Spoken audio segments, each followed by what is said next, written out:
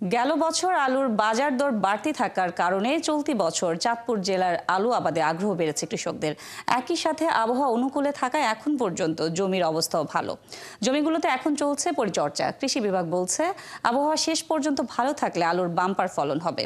আলামিন ভুইয়ার তথ্য ছবিতে প্রতিবেদন। গত বছর আলুর বাজার দর বাড়তি থাকায় এবছর চাঁদপুর জেলায় আলু আবাদে কৃষকদের আগ্রহ বেড়েছে। পাশাপাশি আবহাওয়া ভালো থাকায় এখন পর্যন্ত জমির অবস্থা ভালো। কৃষকরা জানান, প্রতি বছর শীত মৌসুমে আলু আবাদের পর নাবি দশা নামক রোগ দেখা দেয়। তাই এবছর আগে থেকেই সতর্কতা গ্রহণ করেছেন তারা। এবছর মেঘ বৃষ্টি না হলে এবছর আলু আমরা আগে রয়েছি, এখন গাছের ফলন ভালো আছে, গাছ ভালো আছে। আলু যা ফলন দেখতেছি, আল্লাহ দিলে ভালোই দেখতেছি।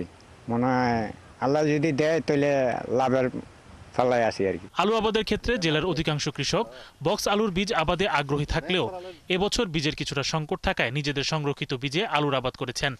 গত বছর কথা এবার বেশি আলু ফলনও ভালো। লোকাল আলু লাগাইছি, বিশ আলু তো খাইতে আসি না, লোকালই লাগাইছি। কৃষি সম্প্রসারণ অধিদপ্তরের তথ্য মতে গেল বছরের তুলনায় এবছর জেলায় লক্ষ্যমাত্রা চাইতে প্রায় 500 হেক্টর জমিতে আলুর বেশি আবাদ হয়েছে। কৃষি বিভাগের পক্ষ থেকে আমরা নিয়মিত কৃষকদেরকে পরামর্শ দিচ্ছি।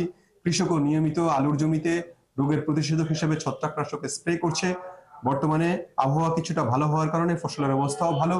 চাঁদপুর জেলার 8 উপজেলায় গত বছর 7590 হেক্টর জমিতে আলুর আবাদ হয়েছিল। এবছর আবাদ বেড়ে হয়েছে 8002 হেক্টর। সবচেয়ে বেশি আবাদ হয়েছে জেলার 2 সেচ প্রকল্পের বাইরের এলাকায়। শরীফ আজাদ প্রীতম, 71।